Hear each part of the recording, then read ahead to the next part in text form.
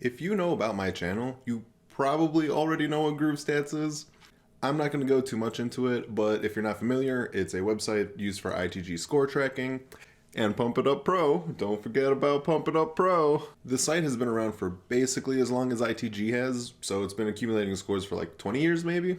Since it's lived through so many phases of the internet, you can find a bunch of little artifacts in there from the old internet age. For example, GrooveStats has a buddy list system. But unlike normal buddy list systems where, someone sends a friend request and the recipient has to accept it, you could just add whoever the fuck you want, and they can't do dick about it. In the profile tab, it shows who the player has added as a friend and who added them back. Things get a little spicy though when someone adds someone and they don't get added back. It's very much like the top 8 in MySpace if you're that old. The interesting thing about it though is that since no one has really used the friends list since like 2005, you can use it to kind of gauge how cool a player was back then.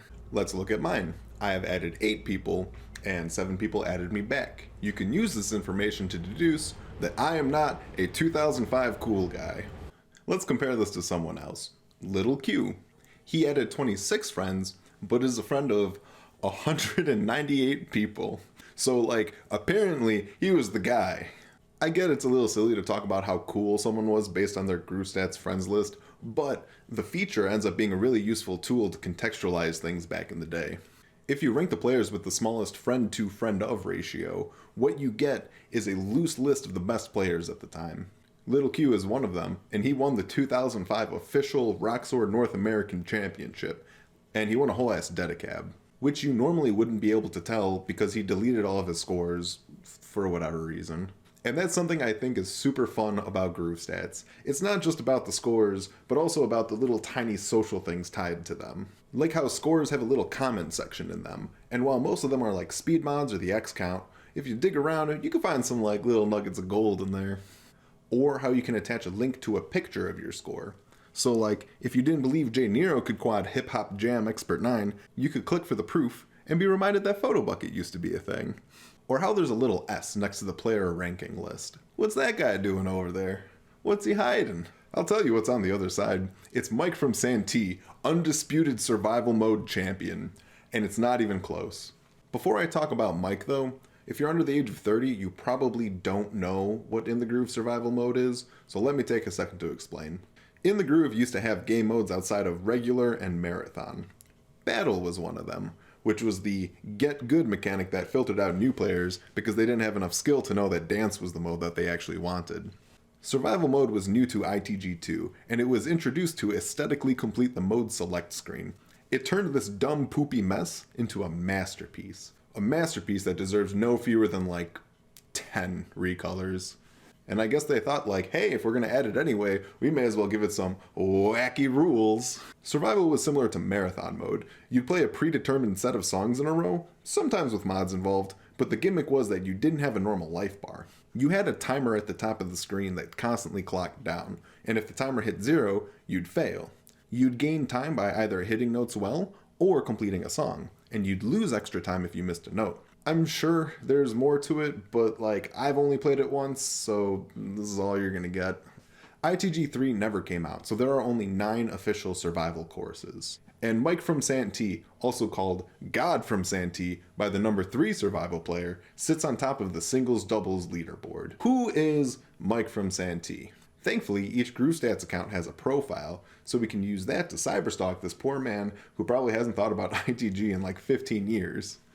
A GrooveStats profile has a lot of random fields in it. One of the lesser used ones is the URL field. For players today, it's probably a social media link, but before social media was ubiquitous, some people would put in their personal sites. Mike from Santi did that, and it's awesome.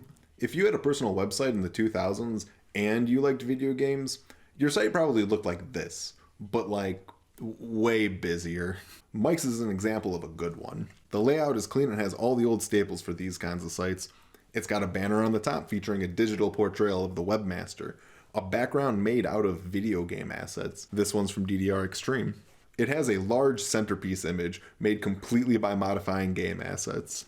This is a really good one, by the way. There aren't any Photoshop lines. I adore these arrow letters, and it has a bracket hold switch years before either of those patterns were invented.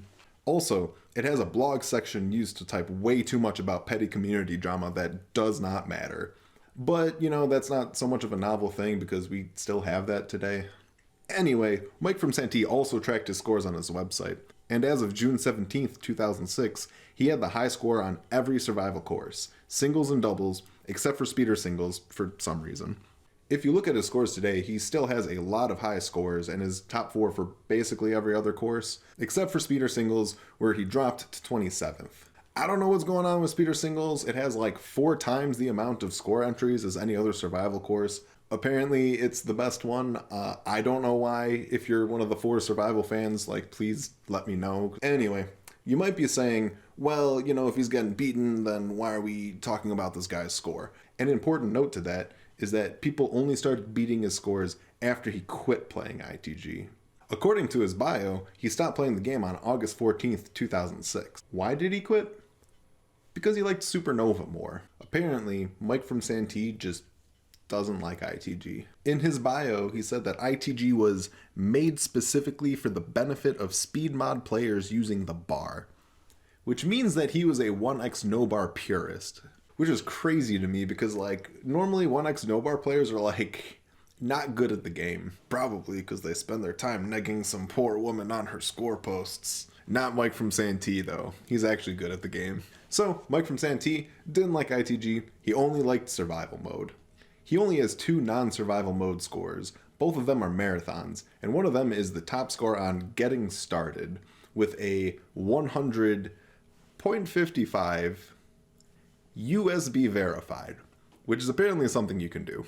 According to his bio, he only tried survival mode because a friend suggested it. To summarize the situation, he tried survival mode out for funsies, got first place in every course, except for speeder singles, moved over for Supernova, never to be topped again for the last 17 years.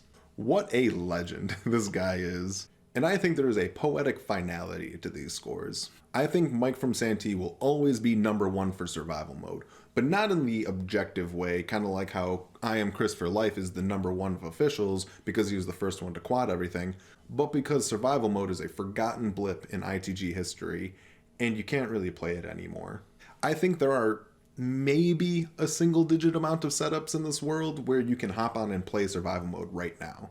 No version of Simply Love or its offshoots supports survival mode, so Simply Love is out. Stepmania 5 has code for survival mode in it, but the default theme doesn't support it, the ITG2 theme remake doesn't list it, and both of the ITG3 themes crash when you try to play survival mode. So basically your setup needs to still be running stock ITG or open ITG. And I guess someone got it to work on Outfox too? You'd also need the survival course files, and those are kinda hard to find. And you need 2 pads to play doubles. Can you think of a setup that satisfies all this? I can't. I did a bunch of searching and I found maybe one that does.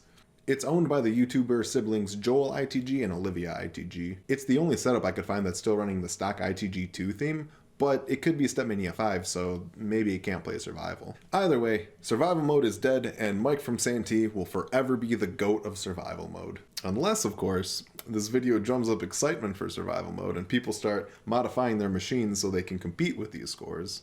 And you can do that. I can't stop you. But I don't make too many videos, right? And I've already had one video made completely irrelevant by community meddling. So if you do it and you beat Mike from Santi, I'll probably cry.